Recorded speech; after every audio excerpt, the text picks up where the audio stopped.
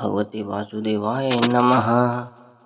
आज हम जानेंगे श्रीमद् भागवत पुराण के प्रथम स्कंद के 9वां अध्याय युधिष्ठिर आदि भीष्म जी के पास जाना और भगवान श्री कृष्ण की स्तुति करते हुए भीष्म जी का प्राण त्याग करना। सूत जी कहते हैं, इस प्रकार राजा युधिष्ठिर प्रजाद्रोह से भयभीत हो गए। फिर सब धर्मों का ज्ञान प्राप्त करने की इच्छा से उन्होंने कुरुक्षेत्र की यात्रा की, जहाँ भीष्म पितामह शैया पर पड़े थे। शौनक आदि ऋषियों उस समय उन सब भाइयों ने स्वर्ण जटित रथों पर, जिसमें अच्छे अच्छे घोड़े जुड़े हुए थे, सवार होकर अपने भाई युधिष्ठिर का अनुगमन किया। उनके साथ व्यास, सौम्य आदि ब्राह्मण भी थे। शौनक जी अर्जुन के साथ भगवान श्री कृष्ण भी रथ पर चढ़कर चले। उन सब भाइयों के साथ महाराज युधिष्ठिर की ऐसी शोभा हुई मानो यक्षों से घिरे हुए स्वयं कुबेर ही जा रहे हों। अपने अनुचरों और भगवान श्री कृष्ण के साथ वहां जाकर पांडवों ने देखा कि भीष्म पितामह स्वर्ग से गिरे हुए देवताओं के समान पृथ्वी पर पड़े हैं। उन योगों ने उन्हें प्रणाम किया। शौनक जी उसी समय भारतवंशियों के गौरव स्वरूप भीष्म पितामह को देखने के लिए सभी ब्रह्मर्षि, देवर्षि और राजर्षि वहां आए।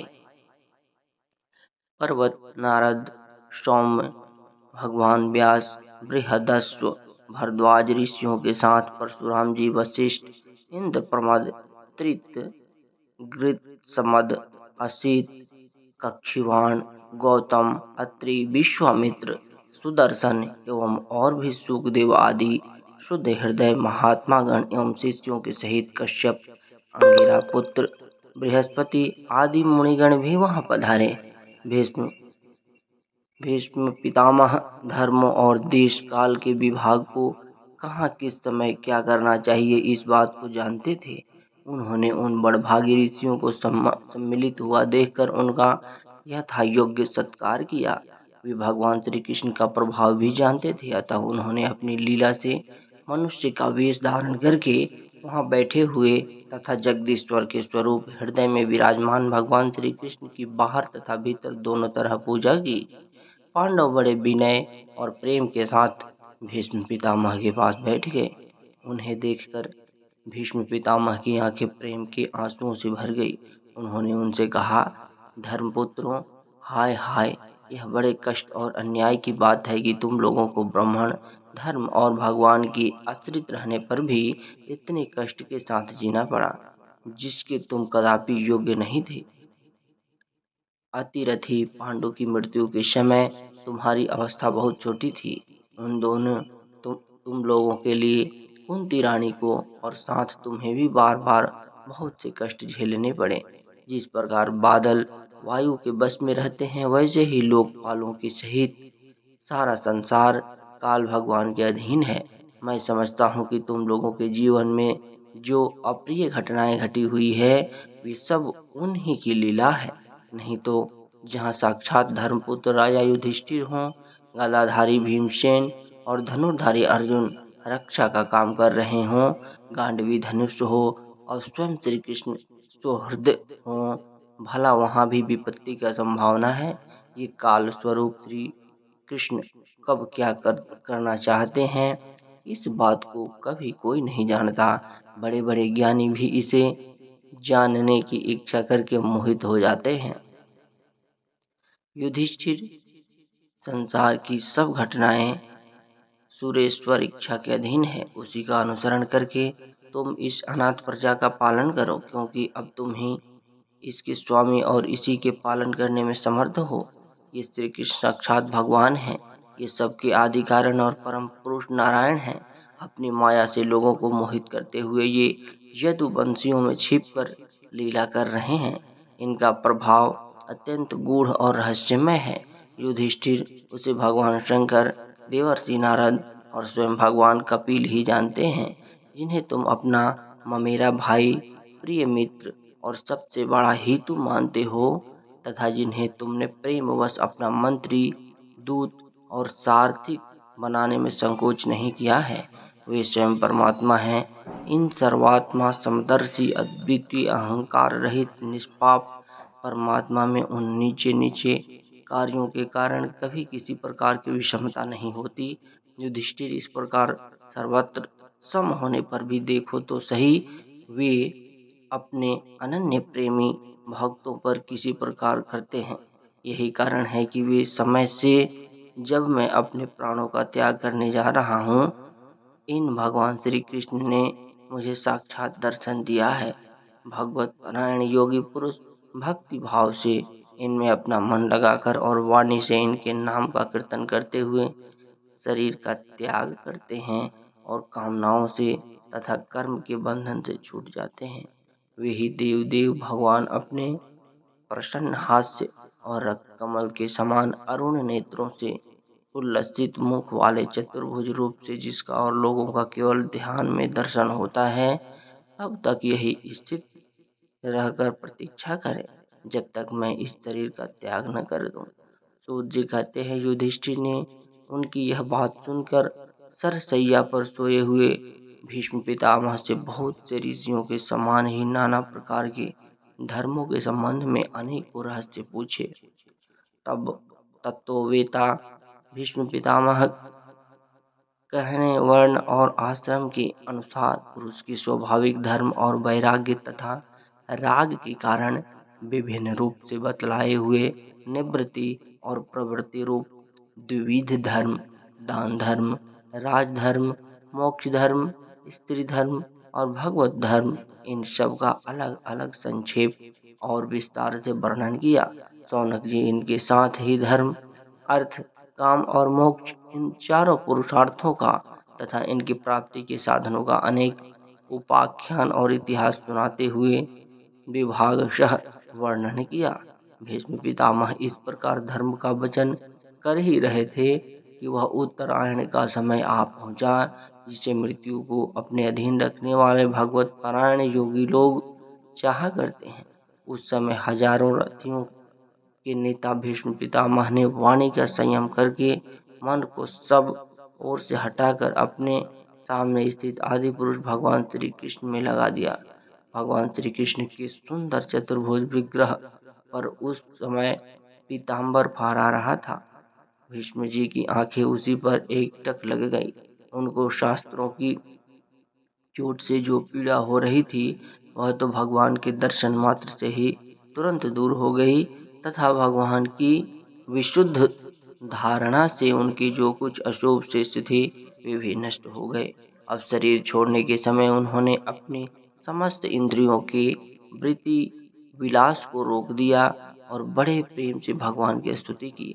भीष्म जी ने कहा, अब मृत्यु के समय मैं अपनी यह बुद्धि जो अनेक प्रकार के साधनों का अनुष्ठान करने में अत्यंत शुद्ध और कामना रहित हो गई है, यदुवंशी शिरोमणि अनंत भगवान श्री कृष्ण के चरणों में समर्पित करता हूँ, जो सदा सर्वदा अपने आनंदमय स्वरूप में स्थित रहते हुए भी कभी विहार करने की लीला करने की इच्छा से प्रकृति को स्वीकार कर लेते हैं, जिससे यह सृष्टि परंपरा चलती है, जिनका शरीर त्रिभुवन सुंदर एवं श्याम तमाल के समान सांवला है, जिस पर सूर्य रश्मियों के समान श्रेष्ठ पीताम्बरा लहराता रहता है और कमल सदृश मुख पर धुंधराली अलकें लटकती रहती हैं। उन अर्जुन सखा श्री कृष्ण में मेरी निष्कपट प्रीति हो। मुझे युद्ध के समय की उनकी वह विलक्षण छवि याद आती है। उनके मुख पर लहराते हुए घुंघराले बाल घोड़ों की टॉप की धूल में मटमैले हो गए थे और पसीने की छोटी छोटी बूंदें शोभायमान हो रही थी। मैं अपनी तीखे बाणों से उनकी त्वचा को बीध रहा था। उन सुंदर कवचमंडित भगवान श्री कृष्ण के प्रति मेरा शरीर, अंतःकरण और आत्मा समर्पित हो जाए। अपने मित्र अर्जुन की बात सुनकर जो तुरंत ही पांडव सेना और कौरव सेना के बीच में अपना रथ ले जाए और वहां स्थिर होकर उन्होंने अपनी दृष्टि से ही शत्रु पक्ष के सैनिकों की आयु छीन ली। उन पार्थ सखा भगवान श्री कृष्ण में मेरी परम प्रीति हो। अर्जुन ने जब दूर से कौरवों की सेना में मुखिया हम लोगों को देखकर तब पाप समझकर वह अपने स्वजनों के वध से विमुख हो गया उस समय जिन्होंने गीता के रूप में आत्मविद्या का उपदेश करके उनके सामयिक अज्ञान का नाश दिया, उन परम पुरुष भगवान श्री कृष्ण के चरणों में मेरी प्रीति बनी रही।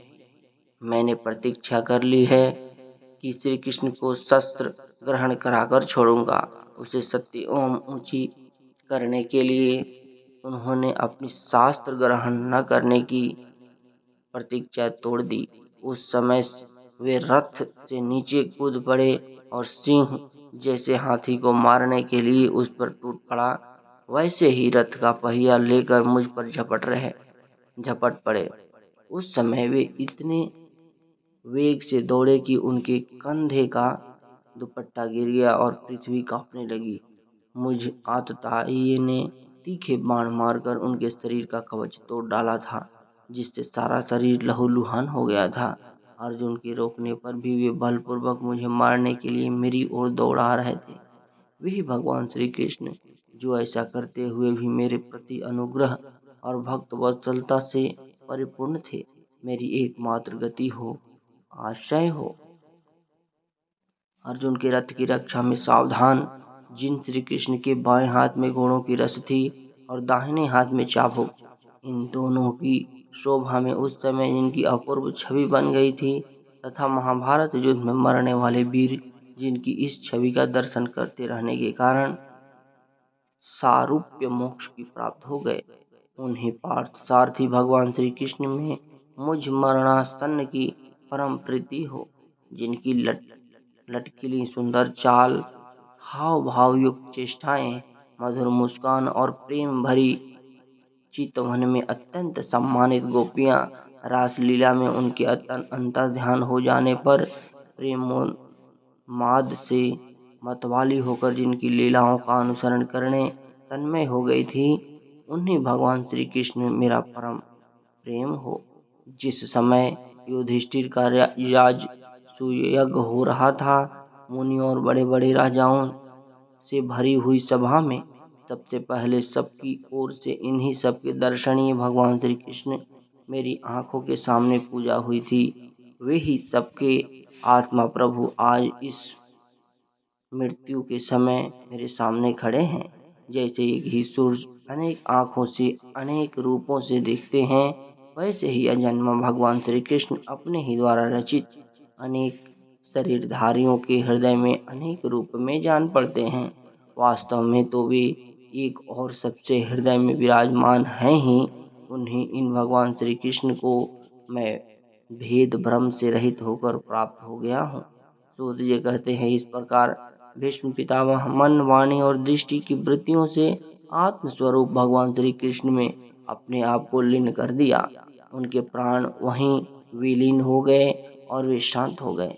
उन्हें अंततः ब्रह्म में लीन जानकर सब लोग वैसे ही चुप हो गए, जैसे दिन के बीत जाने पर पक्षियों का कलरव शांत हो जाता है। उस समय देवता और मनुष्य नगारे बजाने लगे। साधु स्वभाव के राजा उनकी प्रशंसा करने लगे और आकाश से पुष्पों की वर्षा होने लगी। सौनक जी युधिष्ठिर ने उनके मृत शरीर की अंत्येष्टि क्रिया कराई और कुछ समय के लिए वे शोकमग्न हो गए। उस समय मुनियों ने बड़े आनंद से भगवान श्री कृष्ण की उनके रहस्यमय नाम ले लेकर स्तुति की। इसके पश्चात अपने हृदयों को श्री कृष्णमय बनाकर वे अपने अपने आश्रम को लौट गए। तदंतर भगवान श्री कृष्ण के साथ युधिष्ठिर हस्तिनापुर चले गए और उन्होंने वहां अपने चाचा धृतराष्ट्र और तपस्विनी गांधारी को ढाढ़स बंधाया। फिर धृतराष्ट्र की आज्ञा और भगवान श्री कृष्ण की अनुमति से समर्थ राजा युधिष्ठिर अपने वंश परंपरागत साम्राज्य का धर्म पूर्वक शासन करने लगे। इति श्री महाभगवते महापुराणे परमहंस संहितायां प्रथम स्कंधे युधिष्ठिराज प्रलंभो नाम 9मो अध्यायः।